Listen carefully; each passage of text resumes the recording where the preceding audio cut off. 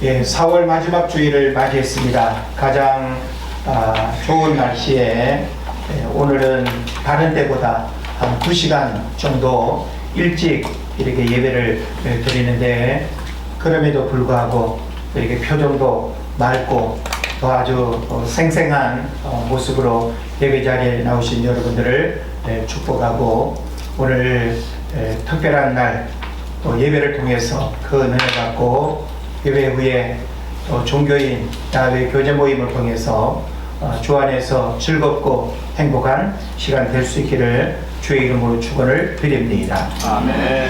오늘 저는 여러분에게 거룩한 비주류의 삶, 레가라고 하는 제목으로 같이 말씀을 나누겠습니다. 우리가 세상에서는 비주류와 주류를 성공과 실패, 그리고 행복과 불행의 조건을 연결하는 통로로 해석하기도 합니다. 그래서 우리는 사회생활하면서 나 자신이 주류에 속해 있다거나 혹은 비주류에 속해 있다는 사실을 우리 스스로는 어느 정도 알아요. 그래서 어느 조직에, 어느 라인에 또 내가 누군가를 또 만나서 어디에 속한다라고 하는 것이 주류가 된다거나 혹은 비주류에 속한다라고 하는 사실을 우리는 나름대로 다 이해하죠. 그래서 내가 어디에 속하느냐에 따라서 내게 주어질 이익과 불이익을 우리는 선택적으로 우리가 다 이렇게 받아들이게 되는 것입니다. 그래서 내가 만약에 부득이하게 비주류의 인생을 살아간다면 많은 불이익과 손해를 감수하거나 심각한 고난을 예고하는 것입니다. 그래서 많은 사람들이 어떤 주류적 삶의 자리에 머물기를 원하지만, 내가 주류가 된다고 하는 것은 또 많은 대가를 지불해야 돼요. 배운 게 있어야 되고, 사회적인 지위가 있어야 되고, 학력도 있어야 되고, 사회적인 또 신분도 있어야 되고. 내가 그러하지 못할 때 주류가 된다라고 하는 것은 그 사람들이 용납하지 않습니다. 너는 안 돼. 너는 여기 들어올 수 없어. 너는 우리와 함께 어울릴 수 없어. 이렇게 차단한단 말이에요. 그런 면에서 참 세상은 냉정하다. 우리는 화려한 그들과 주류의 인생을 때로는 젊은 날 한때라도 느껴보고 싶습니다. 그들이 먹는 것, 그들이 즐기는 것, 그들이 살아가는 그런 맛을 한 번쯤 우리가 느껴보고 싶죠. 그런데 우리는 비주류의 삶을 때로 살아가면서 뭔가 모르는 서러움도 있고, 뭔가 모르는 억울함도 있고, 뭐야 이거 똑같은 인간이면서 비주류라고 나를 그렇게 무시하는 거야? 하면서 우리가 받아들일 수밖에 없는 그런 부분들이 분명히 있습니다. 어찌 보면 불공평한데 세상은 그게 공평하다고, 그거 받아들여야 된다고. 너 못 배웠잖아. 너 그렇게 태어났잖아. 그래서 그렇게 운명처럼 받아들이고 살아야 된다고 생각하는 경향들이 있기도 합니다. 여러분, 오늘 성경에 레갑 사람들은 당시 이스라엘 사회에서 어디에 속해 있을까요? 비주류에 속한 공동체. 주류가 더 많아요? 비주류가 더 많아요? 당연히 주류가 훨씬 더 많습니다. 비주류는 작아요. 얼마든지 무시당할 수 있어요. 얼마든지 외면당할 수 있어요. 얼마든지 서러움을 당할 수 있는 게 비주류예요. 때리면 맞아야 되고, 억울하게 하면 그 억울함을 받아들일 수밖에 없는 게 비주류예요. 그래서 세속적인 가치관으로 볼 때 레갑 사람들이 살아가는 삶의 방식은 이해하기 힘든 비효율로 비춰질 수가 있습니다. 뭐 너희들이 잘났다고, 너희들은 비주류잖아. 뭐 그렇게 자존심 센 척해? 너희들은 그렇게 잘난 척 해봐야 이 주류 사회에서 너희들 인정받을 것 같아? 내가 족속 너희들 누가 알아준다고 큰 소리야?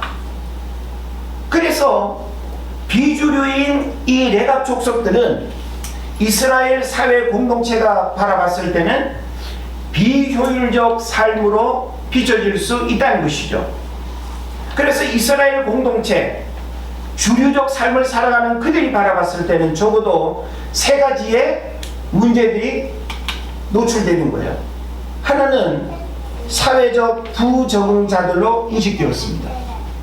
사회적 부적응자들. 그래서 남들이 다 짓는 집을 짓지 않고 남들이 다 마시는 포도주를 거부하는 모습은 어떻게 비춰지겠어요? 융통성 없는 사람, 사회에 섞이지 못하는 부적응자로 낙인 찍히기 쉽다는 거예요.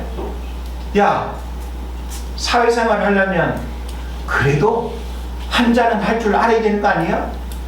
남자라면 회식 자리에서 술 한 잔도 못해가지고 어울릴 수 있겠어? 이건 뭐예요? 상식처럼 회자되는 메시지 아닙니까? 특히 우리가 직장생활하면서 남자들이 성공하려면, 남자들이 사회생활에서 정상적인 어떤 관계를 유지하려면 그 정도의 일들은 받아들이고 어떤 문제로 인식하지 않아야 된다라고 하는 것이 통념처럼. 그래서 자신의 어떤 신념, 자신의 어떤 종교적인 또 부분으로 나를 그렇게 드러낸다고 한다면 그 사람은 직장에서 뭐가 되는 거예요? 레갑 족속이 됩니다. 비주류로 취급당할 수밖에 없는. 그래서 내가 과연 그 직장 내에서 어떻게 평가되어지고 평가되어지는 그런 어떤 상황들을 내가 어떻게 받아들이고 살 것인가라고 하는 것은 대단히 중요한 문제가 되는 것입니다. 그리고 또 이스라엘 공동체 주류인 그들이 바라봤을 때 발전에 저해가 되는 사람들로 인식되었습니다. 쟤들은 우리 이스라엘 사회에 발전에 유익이 안 돼. 뭐야? 쟤들은 뭔가 도움이 안 된다 이 말이에요. 그래서 농경과 정착을 거부하는 것은 문명의 발전을 거부하는 퇴행적 태도로 간주되기도 한 것입니다. 세상은 끊임없이 축적하고 확장하라고 가르치는데 이들은 문명의 발전을 거부하는 거예요. 농경 문화를 거부하고 정착을 거부하고 떠돌이 마냥 장막으로만 그냥 텐트만 쳤다가 뭐 그냥 시비 붙으면 싸우지도 않고 알았어요 그냥 피하고 달아나고. 그러니까 삶의 변화가 일어나지 않는 그런 삶을 살아가는 이 레갑 족속들에게는 어떤 삶의 발전적 변화가 일어나지 않는, 그러니까 사회적으로 국가적으로 이스라엘이라고 하는 이 공동체가 함께 더불어 변화하는 일에 레갑 족속들은 전혀 도움이 되지 않는, 그렇게 빚어질 수 있다 이 말이죠. 문제를 굳이 삼는다고 한다면. 그리고 또 한 가지, 주류 공동체인 이스라엘이 바라봤을 때 이 레갑 족속들은 광신적 집단으로 인식될 수도 있다라고 하는 거예요. 뭐야? 너희들 신앙 인정하겠어. 너희들 믿음? 그래 좋아.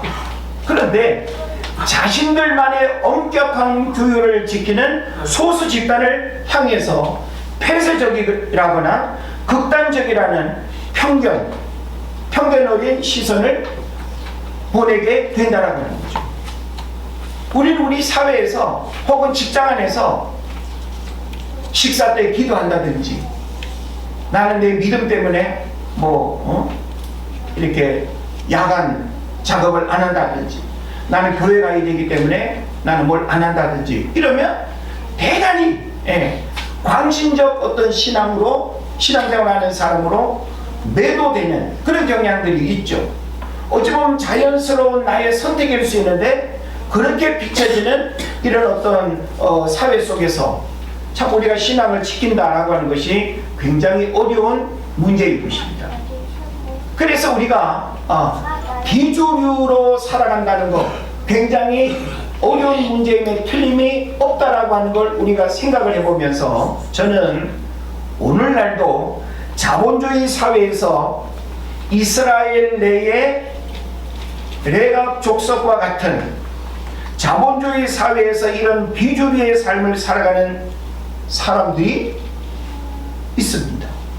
어떤 사람들이 있는가 하면 미국 북동부 지역과 캐나다 일부 지역에 아미쉬 공동체라고 하는 공동체가 있습니다.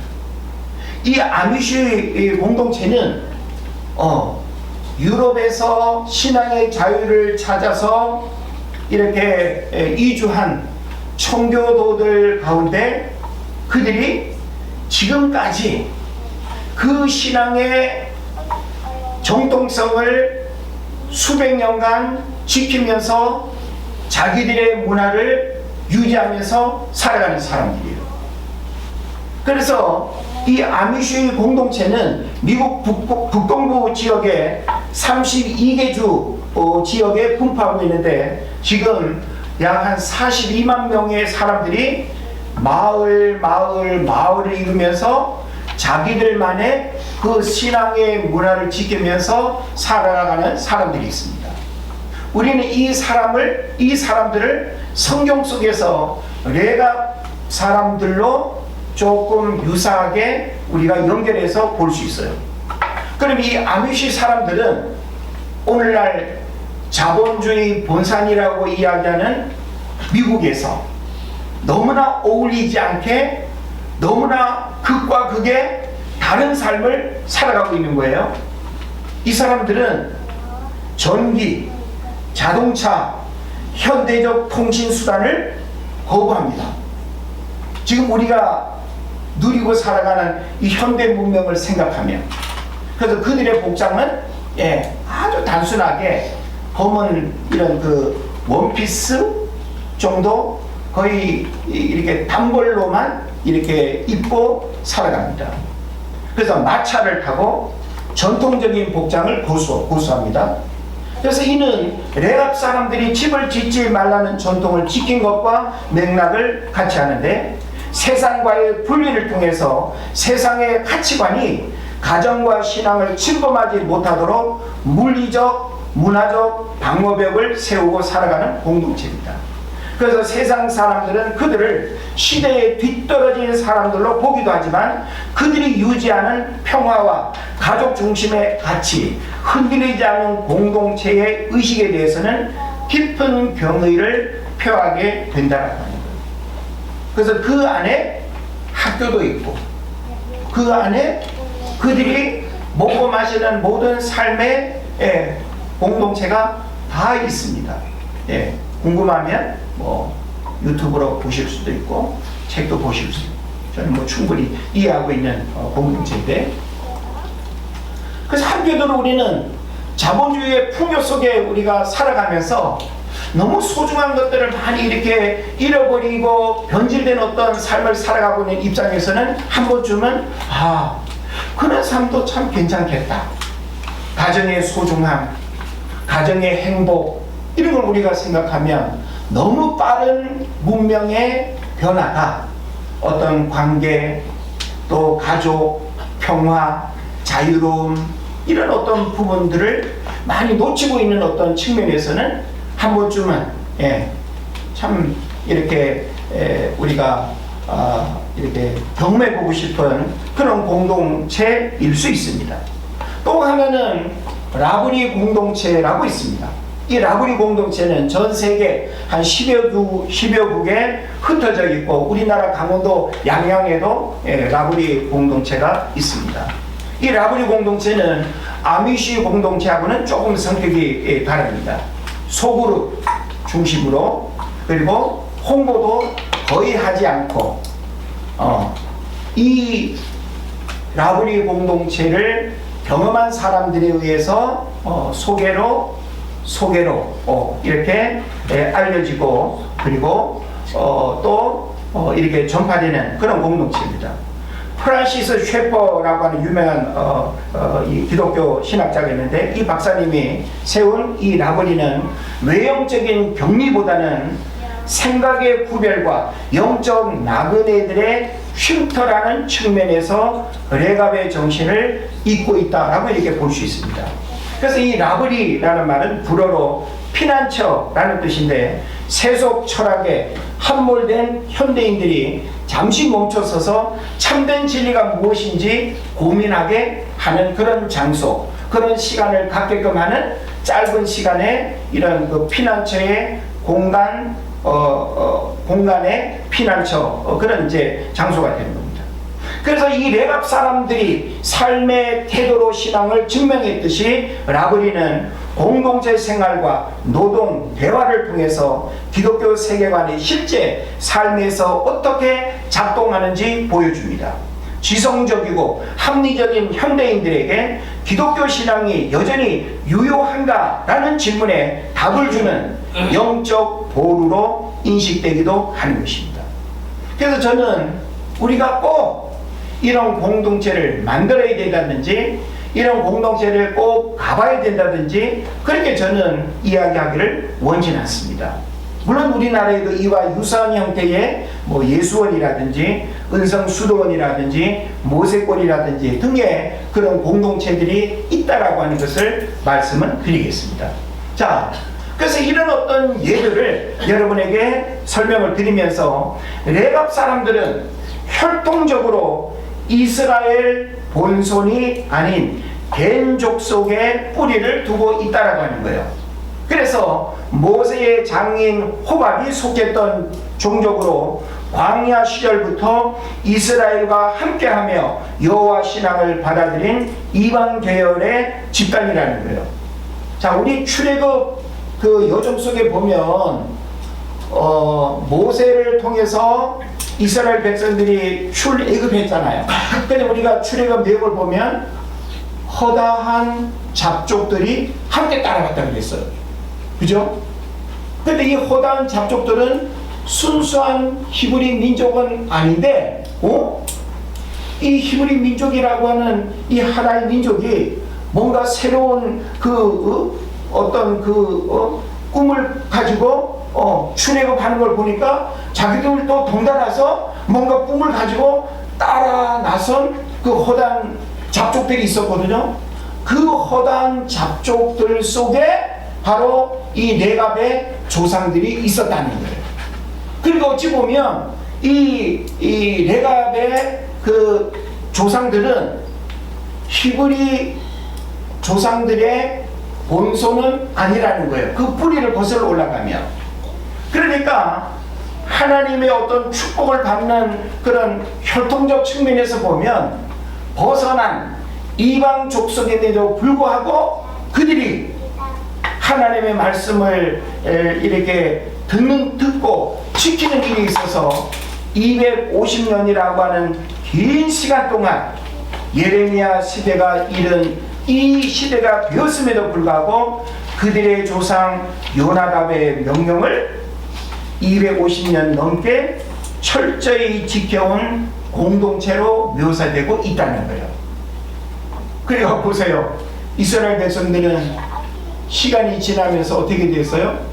하나님의 말씀을 업신여기고 우상을 숭배하고 영적으로 타락하고 불법을 행하고, 그래서 결국은 이스라엘 백성들이 북이스라엘과 남유다로 나뉘어지게 됐지만 그들이 역시 멸망을 당하는 그런 일들이 일어나게 되는데, 레갑 족속들은 그런 어떤 이스라엘 공동체 안에 같이 속해 있으면서도 그들은 변질되지 아니하고 그 타락할 수 있는 이스라엘 공동체 안에 있으면서도 그들은 요나답의 명령을 250년 동안 철저하게 하나님의 말씀을 지키면서 이어져 오고 있다라고 하는 사실은 오늘날 우리에게 비주류의 그런 어떤 혈통과 비주류라고 하는 그런 어떤 억울한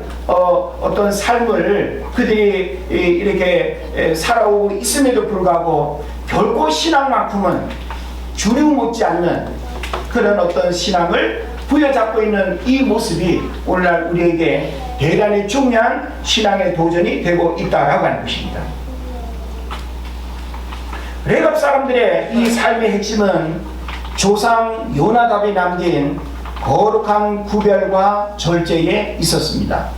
그래서 그들은 오늘 성경에 보니까 세 가지 핵심 규율을 지켰다고 하죠. 그 세 가지 핵심 규율 가운데 첫 번째가 뭔가 하면 포도주를 마시지 않았다라고 했습니다. 자, 여기서 포도주를 마시지 않았다라고 하는 것은 내 정신을 흐리게 하고 취하게 하는 알코올성 성분의 포도주를 말하는 거예요. 음료로서 마시는 그 포도즙이 아니라 내 정신을 흐리게 하고 이성적 판단을 이렇게 깨트리는 그 포도주를 말하는 거예요. 그래서 이스라엘 사회는 포도즙을 이렇게 음료처럼 이렇게 마셨는데 여기서 지금 이야기하는 것은 취하게 하는 그 포도주를 의미하는 것입니다.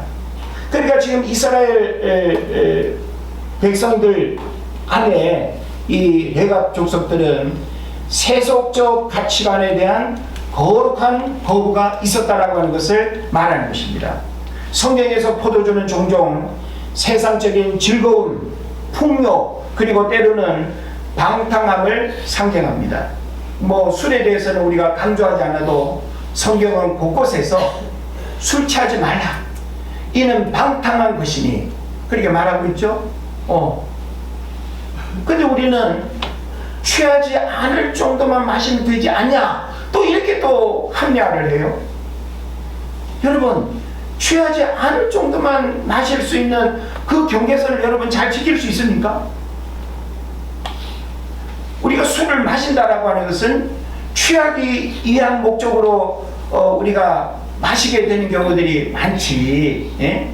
그 맛만 보기 위해서 우리가 마시는 일은 그렇게 쉽지 않습니다. 그런 면에서 레갑 사람들이 이것을 거절한 것은 세상에 주는 안락함과 쾌락에 중독되지 않겠다는 의미가 되는 것입니다. 그래서 우리가 술을 마셔본 경험들을 우리가 생각해 보면 한 잔 술이 두 잔 되고, 두 잔 술이 세 잔 되고, 그래서 결국은 술은 중독되어진다라고 하는 사실을 우리가 이해하게 되는 것이죠. 그래서 현대인들을 중독시키는 것은 사실은 술뿐만이 아닙니다. 그래서 오늘날 현대판 포도주가 여기저기 우리를 마시게 하는 유혹으로 다가오는 것들이 얼마나 많이 있는지 모릅니다. 스마트폰, 쇼핑, 또 SNS, 끝없는 소비주의, 이런 것들이 우리의 영혼을 흐리게 만드는 현대판 포도주라고 말할 수 있어요. 어찌 보면 포도주보다도 더 우리의 영혼을 망가뜨리는 현대판 포도주라고 그렇게 말할 수 있겠죠. 그래서 이 레갑 족속들은 내 영혼을 맑게 하고 내 영혼을 병들게 하는 이런 것으로부터 금주하는, 거부하는 이 거룩한 이 거부가 그 조상들로부터 250년이라고 하는 긴 시간 동안 철저하게 지켜지고 있었다라고 하는 사실입니다. 이것은 결코 쉽지 않습니다. 사실 우리가 우리의 신앙을 할아버지, 또 아버지, 혹은 또 아들 2대, 3대 그 부모의 신앙을 계속 되물림하기가 쉬운 듯해도 결코 쉽지 않습니다. 지금 우리가 현실에서 보지 않습니까?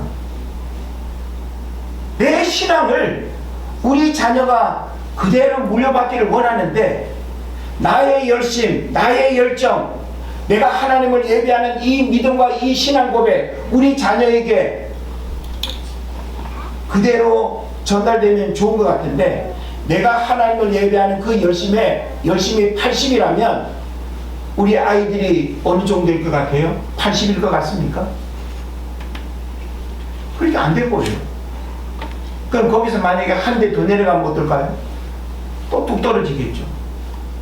그런데 250년이라고 하는 긴 시간 동안 그 소중한 신앙 고백이 변질되지 않고 이어졌다라고 하는 이것은 억지로 그렇게 되어진 어떤 대물림이 아니라고 하는 사실을 우리가 생각을 해본다면 굉장히 중요한 신앙 고백의 모습을 우리에게 보여주는 것입니다.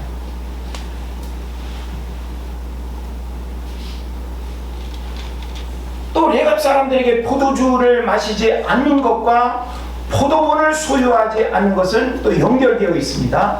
포도 농사는 정착을 전제로 하며 그 결실을 얻기까지 많은 시간이 걸립니다.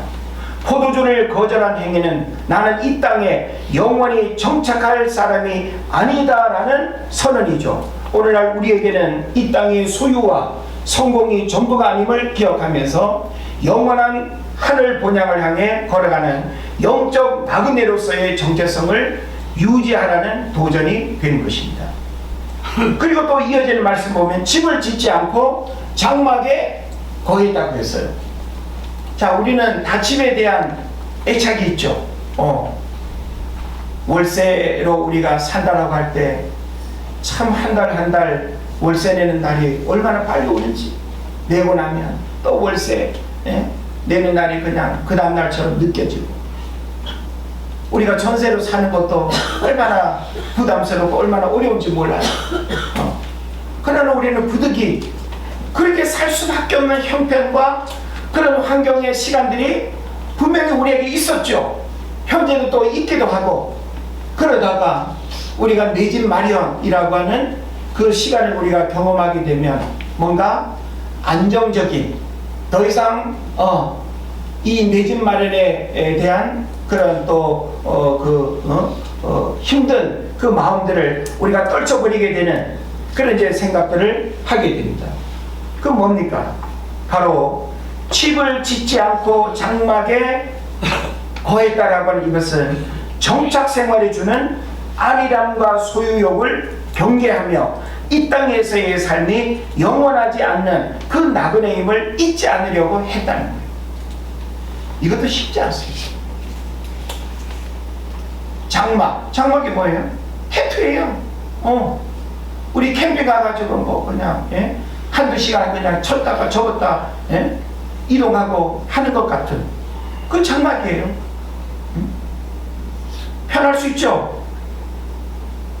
그런데 우리 모두는 다 정착에 대한 그런 욕구들이 다 있다라는 사실을 생각해 보면 그 긴 시간 동안 집을 지을 수 있음에도 불구하고 집을 짓지 않고 장막에 거했다라고 하는 이것은 그 레갑 족속들이 결코 이 땅이 아닌 하나님 나라에 소망을 두고 살았다라고 하는 굉장히 중요한 신앙 고백의 가치를 우리에게 보여주는 거예요. 그래서 성경은 우리로 하여금 하나님 나라 창고에 쌓아두라고 이야기하고 있어요. 열심히 헌금하고 열심히 헌신하고 열심히 우리가 하나님 나라의 뜻을 둬야 하는 이유는 이 땅은 잠시 우리가 머물다 죽으면 모든 것들 다 내려놓고 이 땅의 것들은 해 아래 새 것이 없는 것처럼 다 썩고 병들고 무너지고 상할 수밖에 없지만 하나님 나라는 영원하기 때문에 우리의 모든 것을 하나님 나라를 위해서 우리가 헌신해야 된다는 것을 성경이 가르치는 겁니다. 그래서 우리는 육신의 어떤 장막 필요할 수 있죠. 그러나 불필요하게 자랑하고 싶어서 우리가 넓은 집을 우리가 거주한다든지 몇 채씩 우리가 집을 갖는다든지 다 사치이고 낭비이지 않을까요? 그런 면에서 우리는 성경의 가르침에 그런 어떤 정신들을 우리가 가질 필요가 있겠다.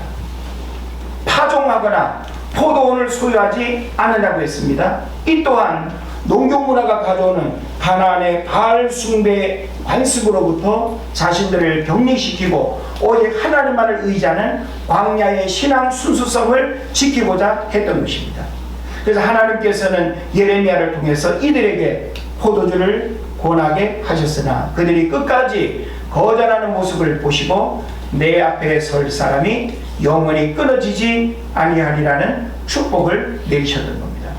그래서 오늘 우리는 이 레갑 사람들의 모습을 통해서 현대를 살아가는 우리 그리스도인들에게 이 레갑 사람들이 오늘 우리 신앙에 주는 그 소중한 신앙의 가르침과 교훈이 무엇일까라고 하는 사실을 우리가 배우게 되겠죠. 레갑 사람들에 대한 설명만 하면 뭐 하겠습니까? 레갑 사람이 저와 여러분에게 주는 신앙의 도전이 무엇이겠습니까? 짧게 한 3가지만 살펴보고 마치겠는데, 첫째로는 변치 않는 순종의 가치를 우리가 붙들어야 되겠다. 이스라엘 백성들은 하나님의 선지자들이 끊임없이 외쳐도 듣지 않았으나 레갑 사람들은 조상의 명령조차 수백 년간, 몇 년이나 그랬어요? 250년이라고 하는 그 긴 시간 동안 우리는 하나님의 말씀을 사람의 말보다 얼마나 더 무게 있게 여기고 있는가라고 하는 이 질문을 우리는 들을 수 있어야 됩니다. 여러분, 사람의 말도 우리가 무시하면 안 되지만 우리는 하나님이 나에게 하시는 말씀을 귀담아 듣고 하나님의 말씀으로 들을 때 그 하나님의 말씀을 여러분이 엄중하게 듣고 순종하는 것이 우리에게 대단히 중요한 겁니다. 레갑 사람들이 이런 현실적인 불편함이 있음에도 불구하고 이 신앙을 지켰던 이유가 뭐예요? 하나님의 말씀이기 때문에. 하나님의 말씀을 지키고 순종하는 것이 오늘 우리에게도 동일하게 요구된다는 사실을 알고, 여러분도 형편, 환경, 내 생각, 내 방법 논하고 따지지 말고 하나님의 말씀이라면 하나님의 말씀은 모든 시간과 환경과 시대를 초월해서 우리에게 순종을 요구한다는 사실을 깨달으시고, 순종이 제사보다 낫습니다. 순종하는 자에게 하나님의 말씀이 어떻게 역사하는가를 여러분 깨달으시기를 바랍니다. 그래서 레갑 족속들이 하나님의 말씀을 철저하게 순종하고 그 순종의 가치를 부여잡았던 것처럼 여러분도 순종할 수 있기를 축복합니다. 그 다음에 또 한 가지는 거룩한 불편을 감수하는 용기입니다. 자, 우리는 신앙생활하면서 내가 믿음의 길을 가고 주의 말씀을 따라 살아갈 때 때로는 손해보고 때로는 불편을 감수해야 되는 일들이 일어나죠. 그래서 우리는 그 불편을 거룩한 불편으로 받아들이는 용기가 필요하다는 거예요. 그걸 우리가 짜증내고 신앙생활하면서 오는 그 불편을 막 그냥 이렇게 막 불평하고 그러면 그 유익이 어디에 있겠습니까? 거리가 멀다고 짜증내고 그냥 나만 그냥 힘든 봉사한다고 짜증내고 그러면 안 됩니다. 우리가 신앙생활하면서 하나님께서 우리에게 직분 주시고 사명 주시고 우리가 주의 이름으로 하나님 앞에 하는 그 모든 수고와 헌신은 하나님 앞에서 우리가 상급받게 될 것입니다. 그래서 우리의 모든 수고가 헛되지 않을 것이고 그 모든 또 불편함을 우리가 거룩한 불편으로 받아들이는, 그래서 이 레갑 사람들은 그들이 장막에 거하는 그런 어떤 환경 속에 있음에도 불구하고 그들은 불평하지 않았습니다. 그 불평이 만약에 있었다고 한다면 하나님께서 그들을 축복하셨겠어요. 그래서 우리도 하나님 앞에 절대 어떤 상황 속에서도 믿음의 길을 가고 또 신앙 고백의 그런 어떤 삶 속에서 불편을 우리가 표현하지 않기를 바랍니다. 그 다음에 마지막 한 가지는 영적 정체성의 그런 확립입니다. 이것은 바로 뭔가 하면 우리는 하나님 앞에 영적인 나그네라고 하는 이런 정체성, 이것을 우리는 끊임없이 인정하고 이 영적 타이틀을 우리는 부정하면 안 돼요.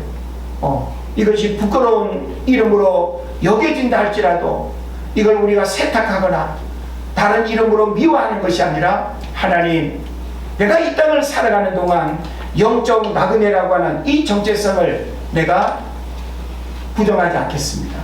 영적 나그네로 살아가기 때문에 나는 물질 만능주의를 나는 거부하겠습니다. 세상에 주는 편리함을 나는 쫓아가지 않겠습니다.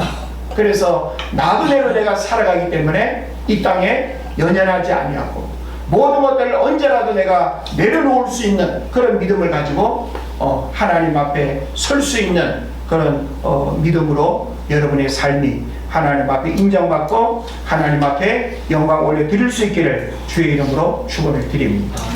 기도하겠습니다.